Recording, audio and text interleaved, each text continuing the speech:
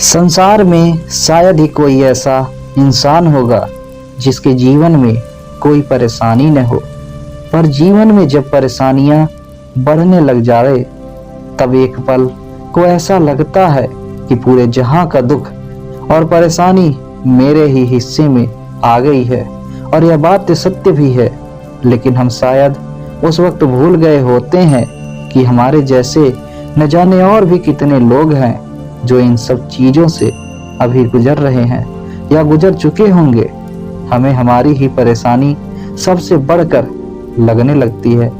किसी महात्मा ने कहा था कि जब किसी लकीर के सामने बड़ी लकीर खींच दी जाए तो वो पुरानी लकीर बेहद ही छोटी लगने लगती है।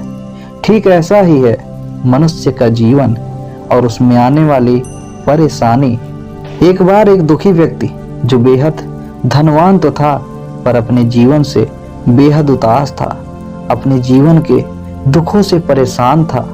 उसे जब महात्मा बुद्ध के बारे में पता चला तो वह महात्मा बुद्ध के पास गया और उनके कदमों में गिरकर बोलता है, हे महात्मन, मैं अपनी जिंदगी की समस्याओं और परेशानियों से तंग आ गया हूँ।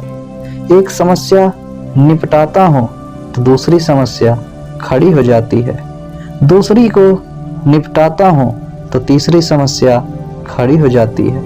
मैं तो बिल्कुल परेशान हो चुका हूँ। मैंने सुना है कि आप महाज्ञानी और ईश्वर के अंश हैं, इसलिए मैं आपके पास आया हूँ। अब आप ही कोई ऐसा उपाय बताइए जिससे मेरी सारी समस्याएं बिल्कुल समाप्त हो जाएं। महात्मा बुद्ध बोले, ठीक है, उपाय तो मैं बता दूंगा, परंतु अभी नहीं। मैं तुम्हें उपाय कल बताऊंगा, थोड़ा इंतजार करो।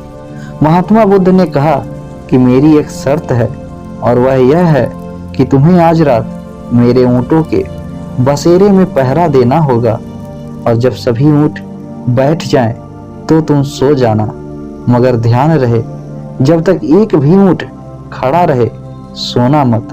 वह व्यक्ति बोला, ठीक है। फिर वह व्यक्ति वहां से चला गया।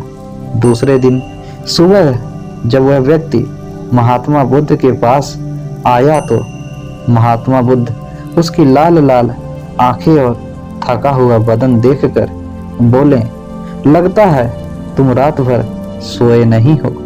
वह व्यक्ति बोला, हाँ महात्मन, मैं रात भर सो नहीं पाया क्योंकि वहां तो सैकड़ों ऊँट थे। एक ऊँट बैठता तो दूसरा खड़ा हो जाता, दूसरा बैठता तो तीसरा खड़ा हो जाता। रात भर में कभी भी सभी ऊँट एक साथ बैठे ही नहीं, इसलिए मैं रात भर जागता रहा।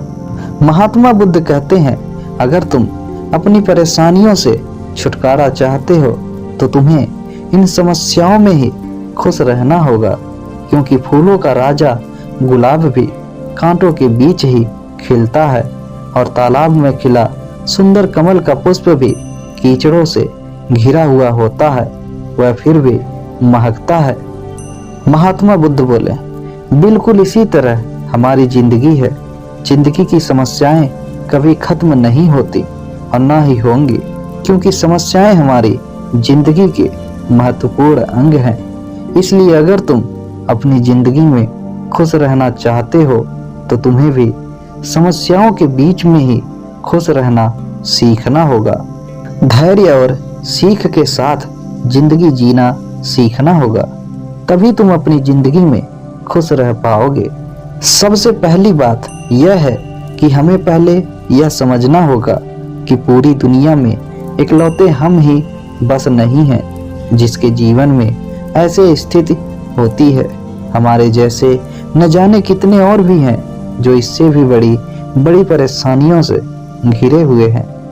हम अपने जीवन में अपने पसंद की चीजों को हासिल करने के लिए न जाने कितनी ही चीजें सीखते हैं और उस चीज को पा लेते हैं, पर केवल परेशानियों से निपटना नहीं सीख पाते, जो हमें ऐसे मोड़ पर लाकर खड़ा कर देता है जहां हमें कुछ समझ नहीं आता है और हम वहां हारने लगते हैं।